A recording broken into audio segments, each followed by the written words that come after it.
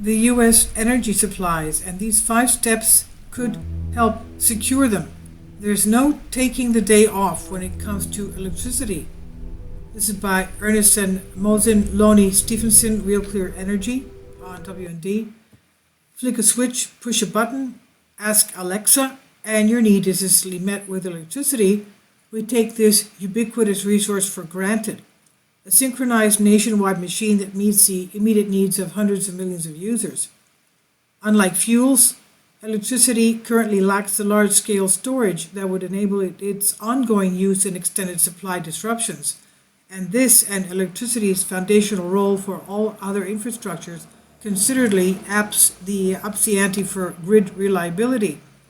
There's no taking the day off when it comes to electricity, even in the midst of COVID-19, and that's why the Cybersecurity and Infrastructure Security Agency recently declared essential workers who maintain, ensure, or restore the generation, transmission, and distribution of electric power, including call centers, utility workers, reliability engineers, and fleet maintenance technicians. We owe a huge debt of gratitude to the healthcare providers who are saving lives every day, but all the essential workers in our economy, including our utility workers, also deserve our thanks. We can reward their dedication and invest in our future by committing now to a 21st century electricity grid, one we will ask even more of tomorrow than we do today. We're spending far too much money on this crisis to do less. A 21st century electricity system, a centerpiece of our nation's critical infrastructure, should figure prominently in both our near-term actions and long-term vision. Important for the near-term electricity generation is a job center creator employing over 800,000 people in 2019. When fuels, transmission, and distribution systems and efficiency measures are added, the power sector becomes one of the largest job generators in the country, significantly outpacing overall job growth in the last 5 years. As the hockey great Wayne Gretzky often said, we need to skate to where the puck is going, aligning our investments with a clear destination, a clear electricity system to underpin a clear economy. Wind and solar generation are clearly important, but we need to have a system-wide view for a reliable, resilient, affordable electricity system. There are, however, inconvenient truths about these generation sources that challenge the vision of a 100% reliable, renewable electricity system. Data for California and Texas, for example, show little wind generation for about 90 days in 2017, sometimes for over a week in a row. In California, solar production in the summer is double that in the winter, and current grid-scale batteries are practical for only 4 or fewer hours of storage. This is in no way detracts from the key role of these resources that they'll play in clean electricity.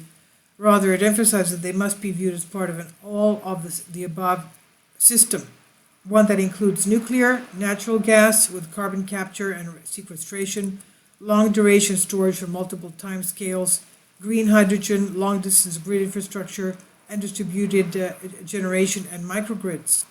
These technologies must, however, be supported by smart legislation and regulation. The hard work that's needed to move beyond magical thinking to implementation. Accelerated progress on all of these pathways goes hand in hand with accelerated progress to clean energy future. Arguments for silver bullet solutions only delay the outcome we seek.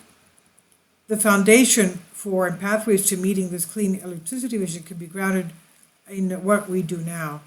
As we seek to climb out the COVID-19 induced economic crisis, we need a stimulus package that supports both the near-term needs of the power sector and its longer-term transformation. 5 buckets of critical action should be considered. First, we should immediately expand low-income assistance to help pay electricity bills. Both customers and utilities will benefit. Second, we need to sustain and create jobs. Policies to incentivize wind and solar generation should be continued and expanded. We need additional investments in building efficiency to use our electricity assets wisely. We should support additional funds for electric vehicle infrastructure and smart communities to enhance productivity, create and sustain jobs, and spawn new industries. Third, we need investments to ensure a reliable, resilient, and clean grid and modernizing transmission and distribution infrastructure. We also need to address the long-term electricity storage imperative, including support for building a hydrogen infrastructure and expanding agricultural production for renewable natural gas. Fourth, we need investments to mitigate climate change. This means support for current clean generation assets, nuclear, hydropower, renewables, as well as policies and incentives to invent new industries like offshore wind, advanced nuclear reactors, and carbon capture and sequestration systems, including capture from the air. We should develop domestic supply chains for clean electricity technologies, including environmentally responsible domestic mining of the metals and minerals needed for many clean energy technologies. And finally, number 5, we need more training and apprenticeship programs, the effectiveness of which has been demonstrated by organized labor. By 2030, some 30% of the industry's linemen are set to retire at a time when the sector's technology is rapidly changing. And energy job creation opportunities should be matched to expanded workforce development. There's a long list beyond this handful of critical ways to support a reliable, resilient, modernized, cleaner grid. Our organizations recently announced an agreement that embodies the coalition building we need for 21st century energy systems. One of its key principles, climate policy represents an economic opportunity when the benefits of new technologies result in the creation of quality jobs and competitive domestic supply chains. It's how we climb out of this economic crisis and create a cleaner energy future. This is by Ernst Moniz, the 13th U.S. Secretary of Energy, is the founder of Energy Futures Initiative, and this is on also by Lonnie Stevenson, International President of the International Brotherhood of Electrical Workers, and it's from Real Clear Politics on WND.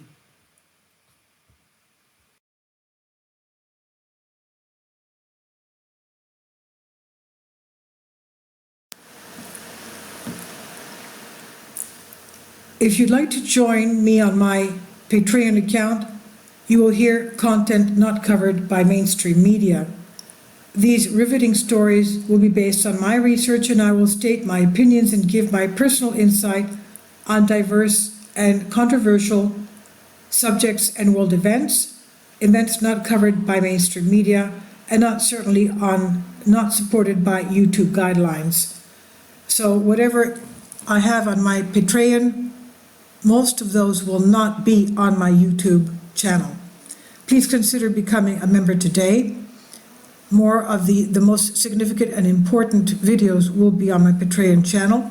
Your support helps me to continue my research and keeps this YouTube channel alive.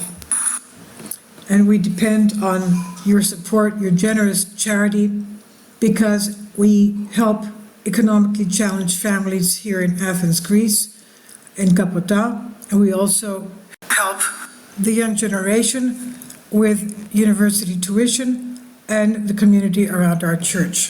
Thank you.